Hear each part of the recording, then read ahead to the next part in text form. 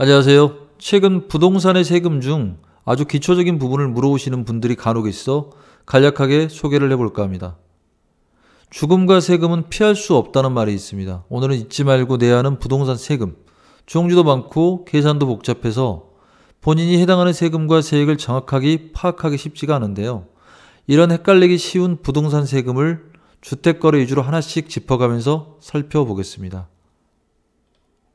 부동산 세금은 일반적으로 취득단계, 보유단계, 양도단계 세 가지로 구분해서 이해하시는 것이 편합니다. 먼저 취득단계에서의 일반적인 경우는 매매를 통한 취득세가 대부분을 차지할 것입니다. 상속이나 증여에 의한 취득, 또 새로 집을 신축하는 경우에도 취득세를 납부하게 됩니다. 다음으로 주택을 보유하고 있을 때 세금을 납부하게 되는데요. 종합부동산세, 재산세 등이 대표적입니다. 자신이 소유한 부동산 가치의 합이 일정 기준 이상이 되면 납부하는 세금입니다. 다음은 부동산을 양도할 때, 즉 팔 때에도 양도소득세라는 세금이 발생합니다. 양도소득세는 산 가격과 판 가격의 차이를 계산해서 부과하는 세금입니다. 다시 한번 정리하자면 부동산 세금은 살 때, 보유할 때, 양도할 때 이렇게 세 가지 단계에서 세금이 발생한다는 것으로 간단하게 이해하시면 좋을 것 같습니다. 그럼 먼저 주택 취득 단계에서의 취득세에 대해 살펴보도록 하겠습니다. 취득세란 지방세법에 명시한 자신의 취득에 대하여 광역자치단체에서 개인 또는 법인에게 부과하는 세금입니다. 주택 구입 시 첫 번째로 발생되는 세금이라고 할 수 있습니다. 취득일로부터 60일 이내에 납부하셔야 되고, 상속으로 인한 취득의 경우는 상속 개시일이 속한 달의 말일부터 6개월 이내에 납부를 하게 되어 있습니다. 납부 금액은 주택의 실취득가액에 취득세율과 지방교육세율, 농어촌 특별세율 모두를 더한 세율을 곱하여 계산합니다. 예를 들어 1주택자가 전용면적 84제곱미터 5억 원의 주택을 매입하는 경우에는 취득세율 1%에 지방교육세율 0.1%를 더하여 총 1.1%가 되는 것입니다. 이를 계산해보면 5억 원 곱하기 1.1%는 550만 원이 취득세가 되는 것입니다. 그러나 여기에 해당이 되려면 매입주택이 85제곱미터 6억 원 이하여야만 되고, 무주택에서 1주택을 취득하는 경우에 해당이 됩니다. 다른 경우라면 세율이 달라지기 때문에 꼭 전문 세무사에게 상담을 받으셔야 됩니다. 다음으로 증여세와 상속세에 대해 알아보겠습니다. 증여세란 타인으로부터 무상으로 재산을 취득하는 경우, 무상으로 받은 재산가액을 기준으로 부과하는 세금입니다. 상속세는 자연인의 사망을 계기로 무상으로 이전되는 재산에 대하여 재산 취득자에게 부과하는 세금입니다. 증여세와 상속세의 세율은 동일합니다.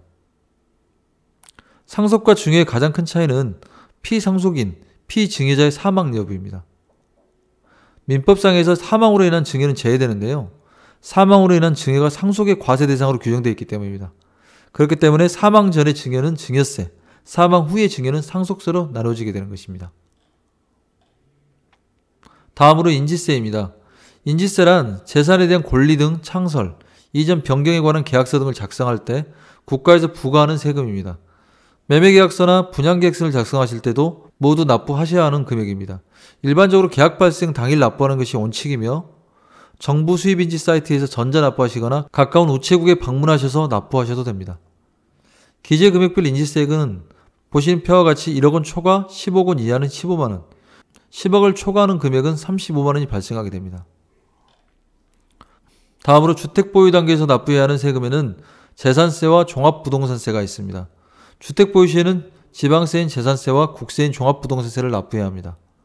먼저 재산세는 모든 부동산 소유자에게 부과되는 대표적인 부동산 세금이며, 재산, 자본을 소유하고 있는 사실에 대해 부과하는 세금입니다. 매년 6월 1일 기준 주택 보유자가 7월과 9월에 2회에 걸쳐 재산세액의 50%씩을 분할하여 납부합니다. 납부 금액은 과세표준의 세율을 곱하여 계산하면 됩니다. 과세표준을 산정하는 방법은 주택 공시가격에 공정시장가액 비율을 곱하여 계산합니다. 주택 공시가격은 매년 국가에서 발표하는 주택가격으로 현재는 대체로 시세의 70% 정도 수준입니다.